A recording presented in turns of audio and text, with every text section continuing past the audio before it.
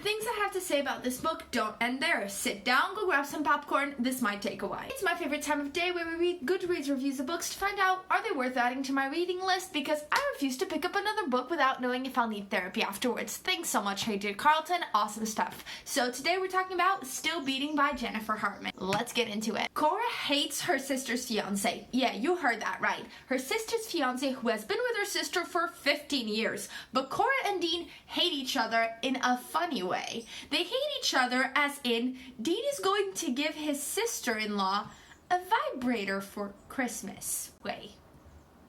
Okay. Well, okay. Because it is totally normal to get a vibrator from your brother-in-law while the entire family watches you open it on Jesus' birthday.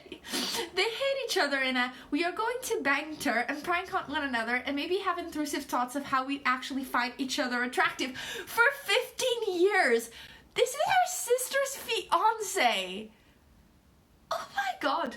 Her sister was disrespected, ignored, and lied to behind her back for 15 years because no one had the balls to say, oh, maybe there is something there and we should either cut it out, fuck, or move on. No, they weren't smart enough or mature enough to figure out they had a thing for each other. 15 years is not enough time. Poor Dean, poor Cora. They had no idea what they were doing, and you know who is going to help them figure it out?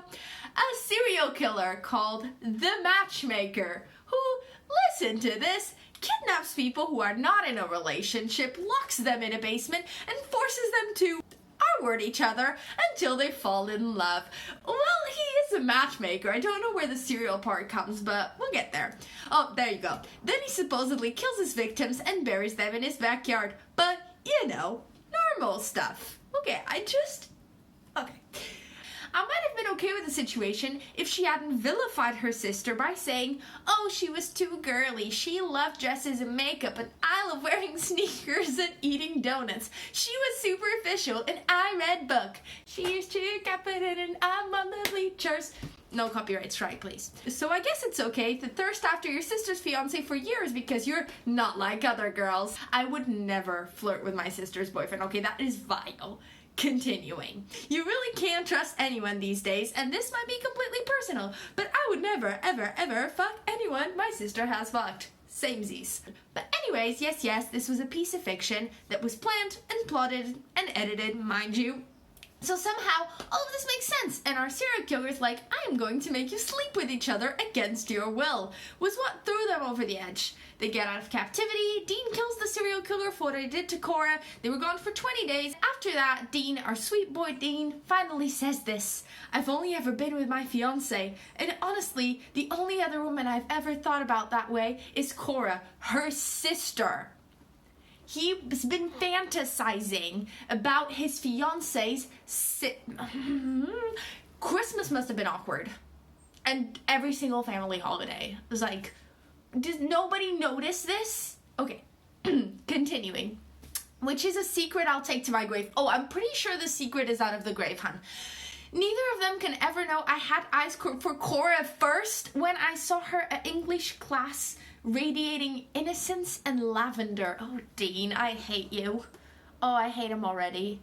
Yep, innocence and lavender. What kind of pedo bear talks like this?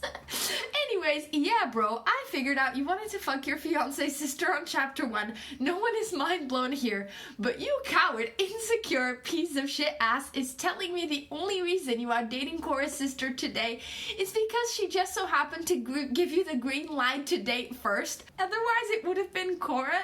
You needed to wet your willy that fucking desperately, you pathetic piece of ballsack, and you let this go for 15 years, and then you asked her to marry you, even though you say later on you have known you were going to end up with Cora from the first moment you laid eyes on her. Do you think she's just gonna let slide the fact that you were with her sister for 15 years because you're like, oh, I wanted to be with you first, and she's gonna be like, oh my god, that makes perfect sense, forget familial relationships and the human I grew up with.